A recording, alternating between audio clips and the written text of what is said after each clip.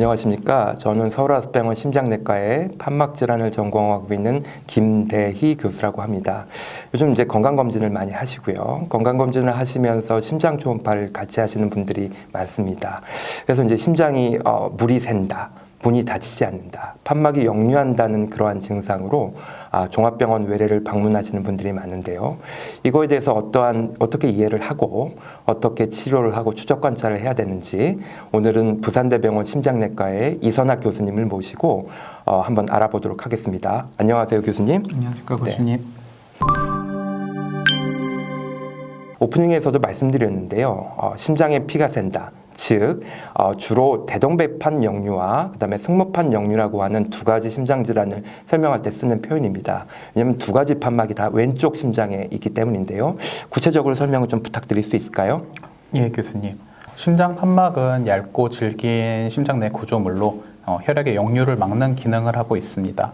정상적인 상태에서는 이제 판막이 정상적으로 잘 맞으면서 이제 역류를 하지 않는데, 심장을 오래 사용하게 되면은 이제 판막도 100% 정상인 상태를 유지하기가 조금 어렵습니다.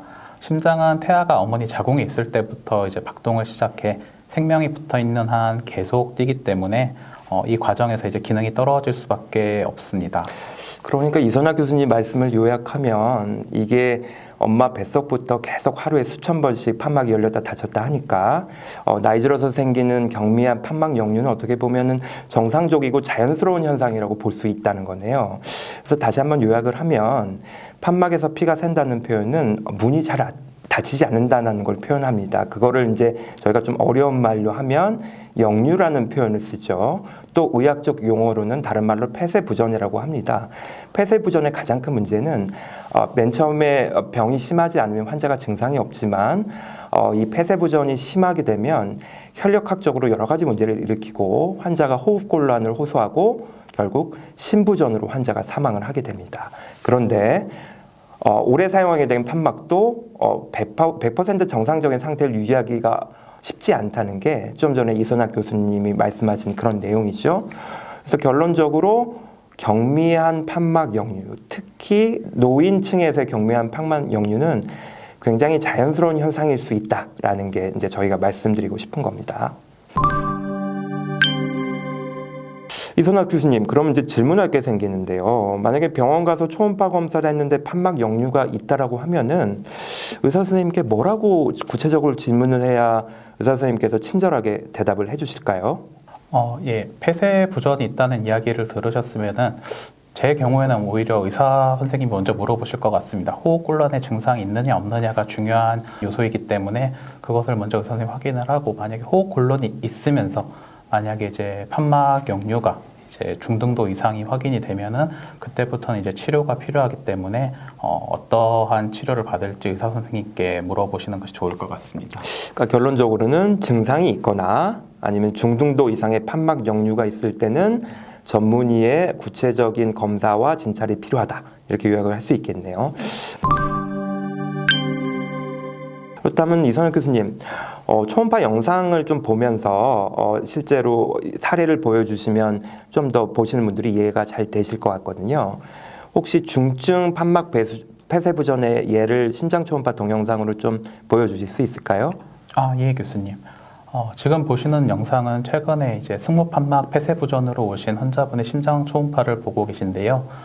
이분의 경우 최종적으로 중증 승모판막 역류증 진단을 받으시고, 이분은 약물 치료로는 이제 증상 조절이 충분히 되지가 않아서 경피적 승모판막 성형술이라고 하는 시술을 받고 최근까지 이제 추적 관찰을 하고 있습니다. 경피적 승모판 성형술을 하시는 거 보니까 환자분이 굉장히 연세가 많고, 그죠? 수술의 위험도가 좀 크고요. 그리고 아마도 약물 치료나 이뇨제나 어떤 그런 약들을 굉장히 고용량으로 사용했음에도 불구하고 환자가 증상이 지속되기 때문에 어떤 판막에 대한 중재 시술을 하기로 결정을 한 것 같으시네요.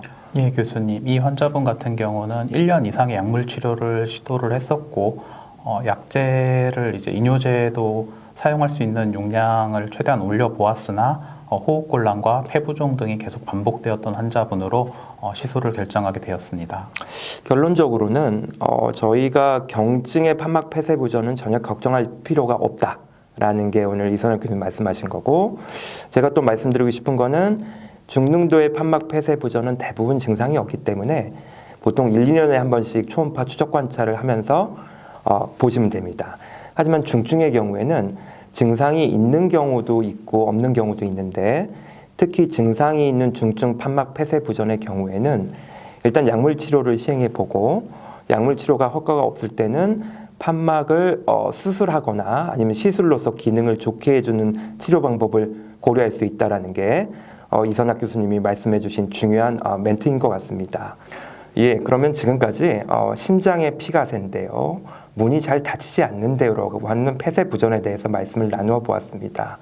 심장은 우리의 가장 중요한 장기 중 하나이고 평생을 쉬지 않고 뛰어야 하기 때문에 건강한 생활 습관과 주기적인 검진을 통해 건강한 심장을 유지하시는 게 좋다는 거 마지막으로 강조를 드리면서 오늘 강좌를 마치도록 하겠습니다. 감사합니다.